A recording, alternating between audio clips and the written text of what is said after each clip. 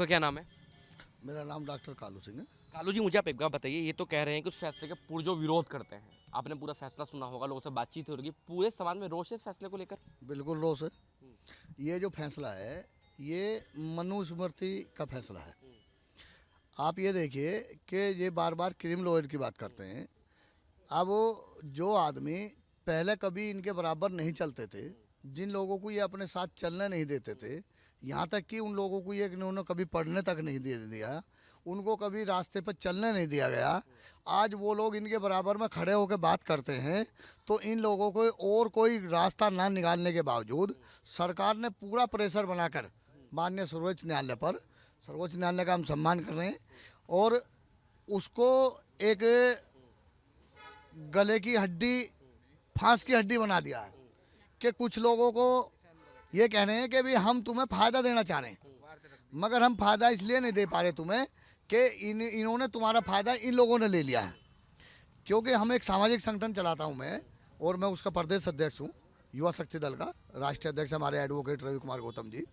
तो हम बहुत जगह जाते हैं, तो जो बात आज सुप्रीम कोर्ट कर रहा, वो बात हमसे बहुत लोगों ने सवाल किए, जिसको हम ये कह सकते हैं कि कच्छा नीति। वो लोग हमसे ये कहते थे कि भाई साहब आपके बच्चे तो नौकरी लग रहे हैं, हमारे बच्चे तो नौकरी नहीं लगे, और आपको तो आरक्षण मिला, हमें नहीं मिला।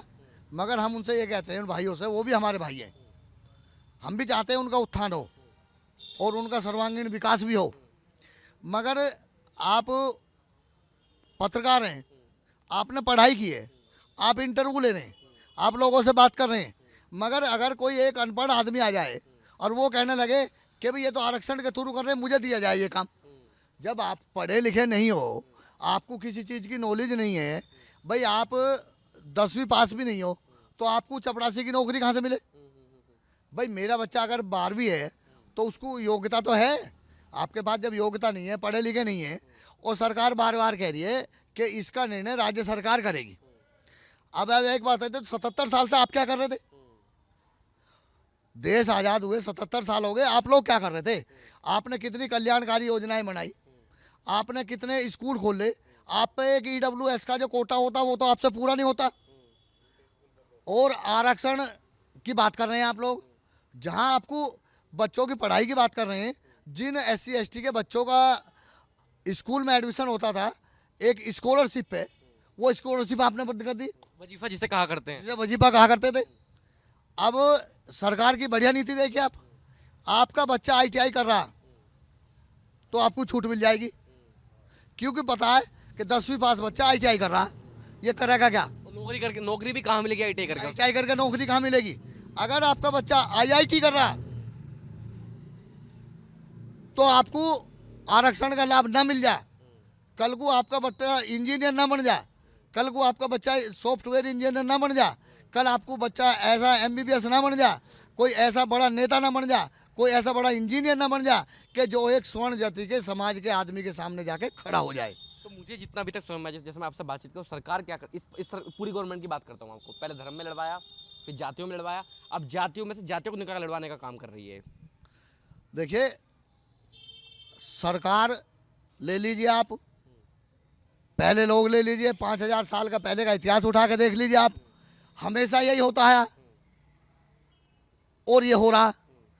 जो हमारे यशस्वी प्रधानमंत्री हैं, 10 साल से वो राज्य कर रहे हैं, पूरे हिंदुस्तान क्या, पूरे भारत क्या, पूरे संसार में उनका डंका बज रहा, मगर उन पर 10 साल तक एक लो क्लास के आदमी के पास तक आरक्षण नहीं पहुंचाया गया।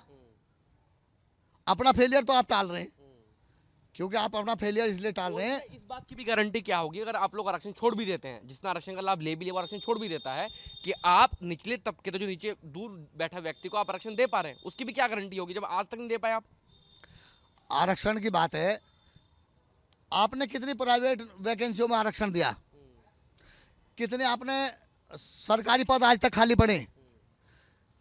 अंदर तो लोकसभा में तो पानी लीक हो रहा और बाहर पेपर लीक हो रहा, और आप बात कर रहे हैं आरक्षण की। अरे भैया, पहले अपना पानी रोक लो, हमारे आरक्षण पर बाद में बात कर लेना। जिस पे आपने पूरे हिंदुस्तान का एक केंद्रित बिंदु रखा, वहाँ आपकी मरम्मत के बाद, उसको बनने के बाद में वहाँ पानी टूटा आपका। आप कर क्या रहे हैं? आप अपना फेलियर बताइए स्पष्ट। बात करते हैं समाज को आगे बढ़ाएंगे ये लोग। समाज को आगे बढ़ा तो नहीं, भाई को भाई से लड़वा नहीं, भाई भाई से लड़ेगा। और रही आरक्षण की बात, आरक्षण करे, सामाजिक भी आरक्षण दीजिए ना आप। हम कब कह रहे हैं आरक्षण, आरक्षण आप खत्म कर दिए, हम मान लेते हैं आपकी बात। जाति जनगणना कराने को तैयार नहीं है। जाति जनगणना नहीं करवाएंगे, सामाजिक आरक्षण नहीं देंगे। एक आदमी पर 500 बीघा जमीन है, एक पर 50 गज का प्लॉट है, आरक्षण का फायदा वो भी ले रहा है। आरक्षण का फायदा वो भी ले रहा है 500 वाला।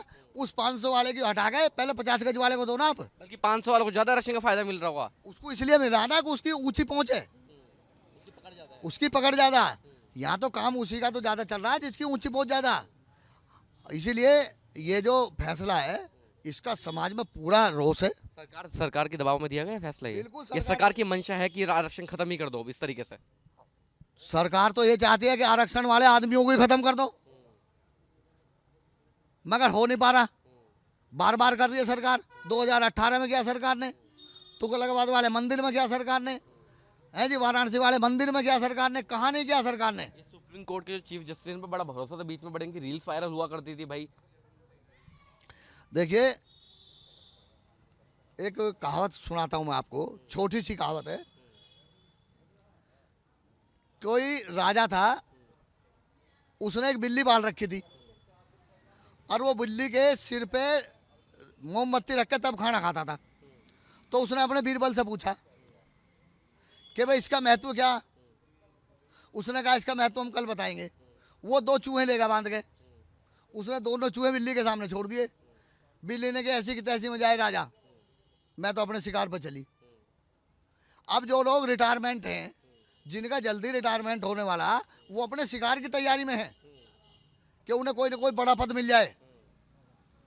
जो पहले से होता आया है, पहले से नहीं हुआ। पहले जो सुप्रीम कोर्ट के चीफ जस्टिस है, जो पूरे भारत में जिनका डंका बजता था, उन्हें एक समेट दिया इन्होंने, डब्बे के डब्बे में बंद कर दिया। टोटली बात यह है कि किसी का रिटायरमेंट होने वाला है, उसको कोई बड़ा पद चाहिए, बस डील हो गई है। डील हो गई है और समाज की हत्या की जा रही है। तो अब समाज जाएगा कहाँ, किस पे भरोसा करे फिर। देखिए बाबा साहब ने कहा था कि जब आपकी संख्या संसद में कम हो तो रोड पर आपकी संख्या इतनी होनी चाहिए कि संसद वाला निकल के ये पूछे कि आपको करना क्या है, व्हाट डू यू वांट, आप चाहते क्या हैं। ये समय आ रहा है, तो आंदोलन करना पड़ेगा फिर। बिल्कुल करना पड़ेगा। अगर आंदोलन की जरूरत होगी तो आंदोलन करना पड़ेगा। भाई आप हमारा आरक्षण छीनोगे, आप हमारे एससी एक्ट पर आपने पहले दुरुपयोग किया 2018 में, वो भी तो आपने सुप्रीम कोर्ट के जज थे जिन्होंने उसके विरोध में जजमेंट दिया था, तब भी आरक्षण हुआ के पक्ष में आंदोलन हुआ और हमारे बच्चे भी शहीद हुए। तो ये दोबारा होगा तो दोबारा करना पड़ेगा। क्या चेतावनी देना चाहेंगे आप। मैं तो चेतावनी ये देना चाहूँगा कि ये अभी जो 9-7 बेंचों की जो जजमेंट ने जो जजों ने जो जजमेंट दिया, ये इस पर पुनः विचार होना चाहिए। इस पर रिव्यू पटिशन डलेगी, इस पर 9 जज बैठो, 11 जज बैठो, ये पूर्ण रूप से खत्म होगा। आपको आरक्षण देना तो आरक्षण देने की आप नीति बनाइए ना। आप स्कूल खोलिए, बच्चों को पढ़ाइए। सरकारी स्कूल आपके बंद पड़े, बच्चे नहीं पढ़ पा रहे, स्कूल में EWS का कोटा आपसे पूरा नहीं हो पा रहा, स्कूलों में आप कुछ कर नहीं पा रहे, बच्चों के आरक्षण को आप खत्म कर रहे हैं जी, नौकरी आप नहीं दे पा रहे, पेपर लीक आप नहीं रोक पा रहे, और दुनिया भर का ध्यान बांटने के लिए अब एक नया जजमेंट ला के खड़ा कर दिया।